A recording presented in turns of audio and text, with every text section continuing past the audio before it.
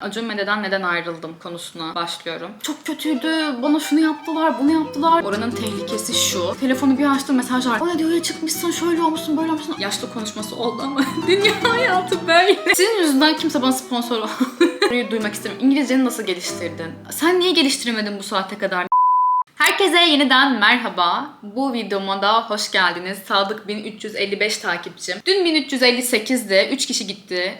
Yani gittiğinizde mutlu mu oldunuz? Yani neyini beğenmediniz de ayrılmaya karar verdiniz? Bekleseydiniz daha güzel videolar zaten çekecektim. Neyse sağ kalanlar bizimdir. Artık şunu da 2000 yapalım. 2000 takipçi olayım bari. 1355 binlerde kaldı. 2000'lere beni pushlayın lütfen. Şimdi arkadaşlar ana haber bülteni sunar gibi şuraya bilgisayarımı da aldım. Buraya şey yaptım. Konuşacağım konuları unutmayacağım şeyleri yazdım. Bu video birazcık konuşmalı, sohbet etmeli bir video olacak. Hayata dair bir şeyler anlatacağım. Sakın durma, tamam mı?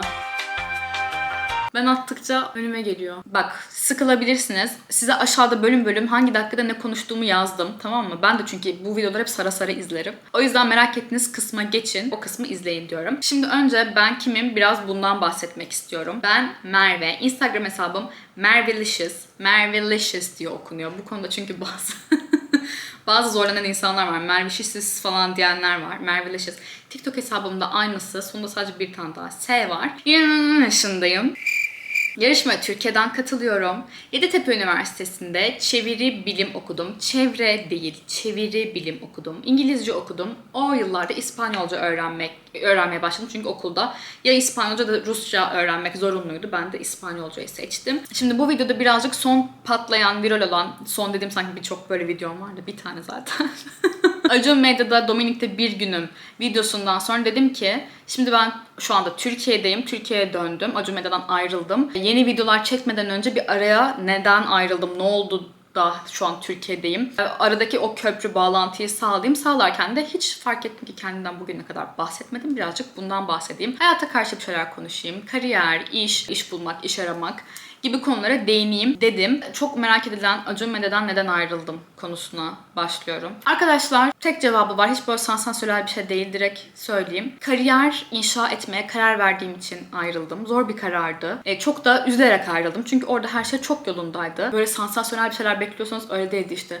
Çok kötüydü. Bana şunu yaptılar, bunu yaptılar. Dominik lanet olsun. Öyle bir şey değildi. Herkesin yaşadığı tecrübe kendine özgüdür. Dominik'te çok mutlu olan insanlar da vardı. Çok mutsuz olan insanlar da vardı. Değişiyor yani kişiden kişiye. Benim için güzel bir deneyimdi. Hiç pişman değilim. İyi ki de gittim. Daha da çok kalırdım. Zaten bu yüzden ayrıldım. 1,5 yıl aşkın bir süredir orada çalışıyordum. Ve şunu fark ettim. Oranın tehlikesi şu. Ada ülkesindesiniz. Her şey çok güzel. Deniz ayağınızın altında. Kuş cıvıltıları bilmem neler falan filan. Ama oradan sonuç olarak bu özel sektör. Oradan döndüğünüz her an kendinizi yine Türkiye'de buluyorsunuz. Yani aslında siz oradan çıktım artık Dominik'te başka bir şirkete başvurayım gibi bir dünya olmuyor genelde. Bunu gördüm. Ve dedim ki ben eğer şu an kariyer inşa edeceksem tam yılındayım, tam yaşındayım, tam zamanı. Konfor alanım burası olmadan bunu denemenin kaybedeceğim şey olmayan bir yıldayım dedim ve ayrıldım. Yoksa oradaki her şey çok güzeldi. İş arkadaşlarım, ortam yani benim için çok güzel bir deneyimdi. Buradan da yeri gelmişken beni Dominik'ten izleyen bütün arkadaşlarımı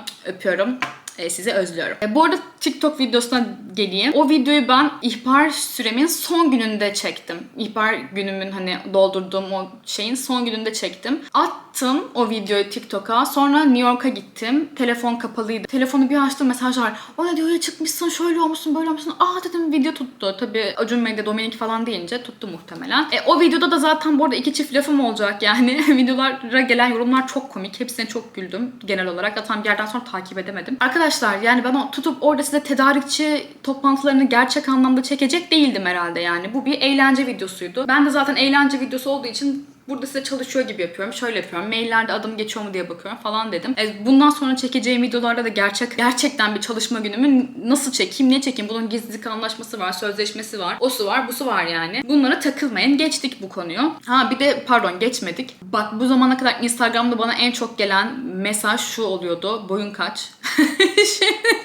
Şimdi bu değişti. Biz nasıl girebiliriz? Nasıl girdin Acun Medya'ya gibi sorular. Valla ister inanın ister inanmayın, dümdüz reklam falan değil. O site var ya işte mavi olan. Bu konuyu da bilmiyorum. Neye reklam dememiz lazım, neye değil dememiz lazım. Neyse adını veriyorum işte LinkedIn. Ama reklam işbirliği falan değil. O siteden dümdüz başvurdum. Sonra bir sürü mülakata girdim. İspanyolca sınavına girdim, İngilizce sınavına girdim, genel yetenek sınavına girdim. Birçok kişiyle mülakat yaptım. Uzun bir sürecin sonunda alındım. Dolayısıyla içeriden birini tanımıyordum. Yani öyle bir yardımlaşma falan olmadı, gayet de bir sürü, hatta de şahit oldum içeride çalışırken. Bu sınavlardan geçemediği için, mülakatlardan geçemediği için ne kadar iyi üniversitelerden mezun olursa olsun alınmayan insanlar da gördüm. Süreç herkes için farklı olabilir. Artık zaten orada yapabiliyor musunuz, yapamıyor musunuz, bu şartlar ne? Siz o aşamaya gelirseniz ilk zaten hepsini size anlatıyor olacak. Güzel bir deneyimdi. Bu böyle kapandı. Benim için dönüm noktaları, hayatımdaki dönüm noktalarından biriydi. Şimdi ne yapıyorum? Türkiye'deyim. Tabii ki de biraz alışma süreci.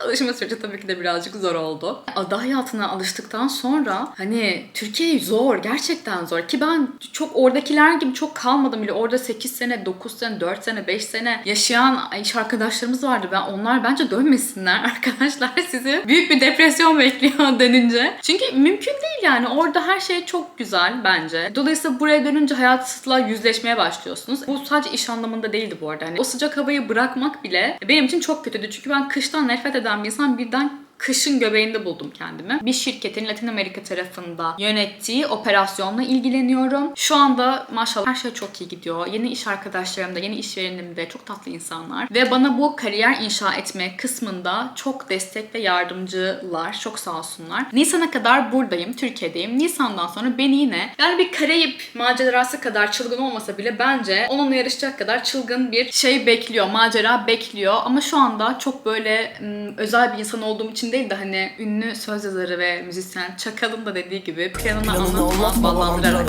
Olana kadar söylememek vardır ya hani. Bir olsun, o zaman zaten vloglayacağım böyle çarşaf çarşaf. Göreceğiz hep birlikte. Şu an Nisan'a kadar da çok vakit olduğu için ve her an her şey değişiyor olabildiği için bu hayatta planları anlatmıyorum. Oldukça, yaşadıkça birlikte görelim. Bu iş bulma konularına birazcık gelmek istiyorum. Şimdi çünkü böyle anlatınca sanki böyle ben çok iyi bir kariyerim varmış da, bu arada öyle bir şey yani. Haddime değil benim kimseye kariyer tavsiyesi vermek. Ben sadece bu benim kanalım ya hani. O yüzden kendi yolculuğumu, kendi tecrübelerimi size burada aktarıyorum. Ben de baktığın zaman ODTÜ'lerden, İTÜ'lerden mezun, masterların havada uçuştuğu, ortalamaların çok yüksek olduğu bir arka plandan gelmiyorum. Ben de herkes gibi maaşlı bir çalışanım. Dolayısıyla oradan bakınca böyle işte şuradayım, buradayım, şimdi de şuraya gideceğim, yurt dışındayım falan. Böyle çok cool gözükebilir ama gayet de çalışarak ve ben de herkes gibi zorlayarak bir şeyler yapmaya çalışıyorum. Hiçbirimizin hayatı dışarıdan gözüktüğü gibi güzel değil. Baktığın zaman sabahın köründe böyle işte gri havalarda şafak operasyonuna gider gibi işe giden bir insan ilk uyandığında hani böyle bir yatakta telefona bakma anı vardır ya. O anda şimdi ben Dominik'teyken Şubat'ta denize giriyordum mesela, tamam mı? Çok sinir bozucu. O zaman dersin ki mesela bana, ya millete bak ya, ne işlerde nelerde çalışıyor. Biz burada işte şimdi metrobüse bineceğiz, işe gideceğiz soğuk havada falan gibi düşünüyorsun. Evet, tabii ki de baktığın zaman benim hayatım o hayata göre çok daha göz alıcı. Ama mesela bunun bir sonu yok. Ben de aynı şekilde sabah uyandığımda baktığım zaman ben işe giderken ya da işte sevmediğim, anlaşamadığım bir insanla muhatap olmak zorunda kalırken o sırada sabah uyandığımda ben de kime bakıyorum? Benim yaşıtlarımın, influencer olan yaşıtlarımın o sırada paket açıp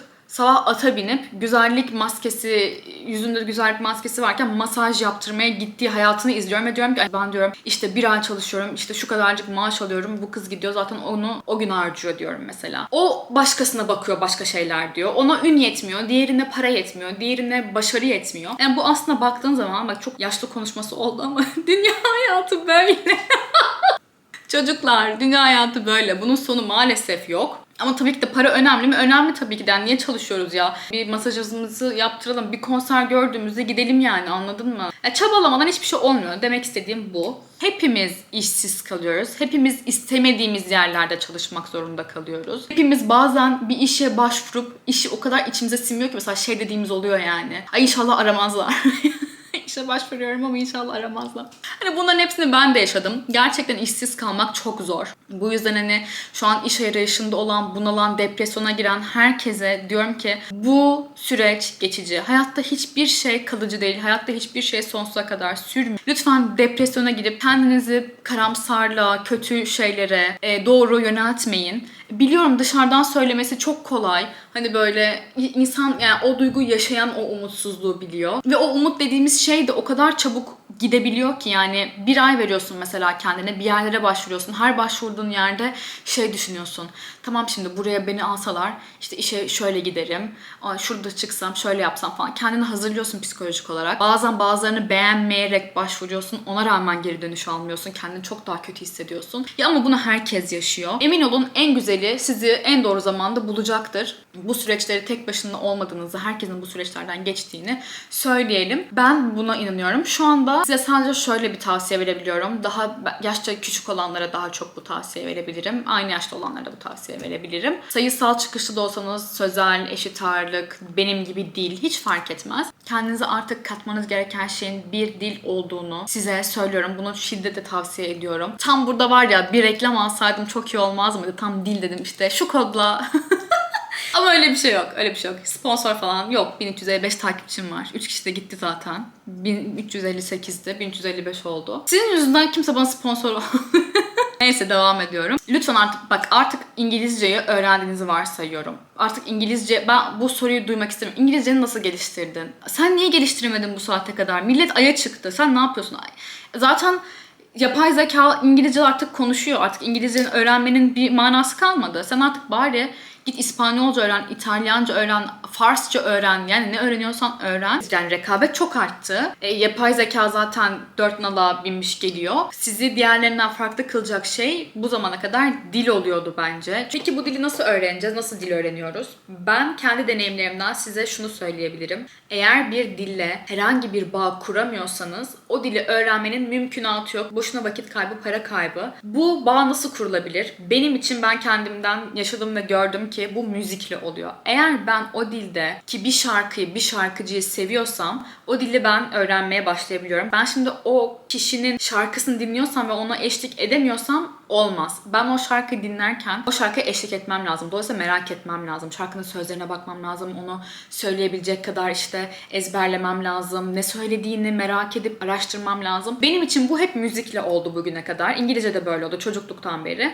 Sizin için bu filmle olabilir, diziyle olabilir, işte o dili konuşan bir sevgiliyle olabilir, herhangi bir şekilde olabilir. Ama dille bir bağlantı kurup onu hayatınıza yerleştirmeye çalışın.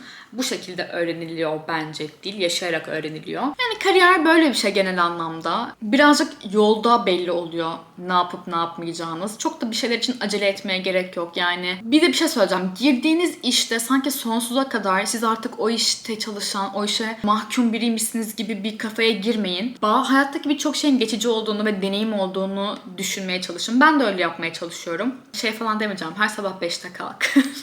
Soğuk suyla duş alın. Ay ben çok gülüyorum o videolara ya. Ya zaten kendisi aileden falan zengin mesela. Ondan sonra çıkıyor böyle bir motivasyon konuşması yapıyor. Sabahları 5'te kalkıyorum ve koşuyorum falan. Peki aferin sana.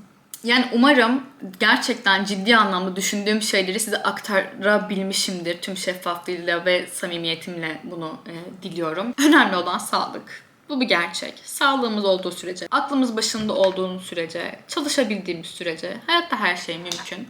Olumlama yaparak videoyu kapatalım. Olumlama dediğimiz şey zaten aslında annelerimiz, babalarımızın, anneannelerimiz, babaannelerimizin falan çokça söylediği, aslında bizim çok kültürümüzde olan bir şey. Kızım iyi düşün, iyi olsun. Bu aslında bence en büyük manifest. Gerçekten iyi düşünelim, iyi olsun. Gönlünüzdeki iş, gönlünüzde kazanmak istediğiniz paralar, ondan sonra istediğiniz ilişkiler, istediğiniz aşklar, görmek istediğiniz ülkeler, şehirler, umarım en güzel, benim için de bu geçerli. Bu aslında bir dua olsun, iyi niyet olsun. Videoyu böyle kapatalım. En güzel zamanlarda, en doğru yerlerde, en doğru kişilerle, en istediğimiz ve bizim için en hayırlı olan şekilde gelsin, bizi bulsun 2025 yılı, bizim yılımız olsun. Sizleri seviyorum. 1355 kişi. Ve yeni gelenler. Bir sonraki videoda Türkiye'deki günlerimden vloglar gelecek umarım. Nereye gidiyorsam sizi de oraya götüreceğim. İşe gidiyorsak işe gideceğiz. Kuaföre gidiyorsak kuaföre gideceğiz. Zaten tüm spoiler'ı verdim. Kendinize çok iyi bakın. Sizleri çok çok öpüyorum. Görüşürüz.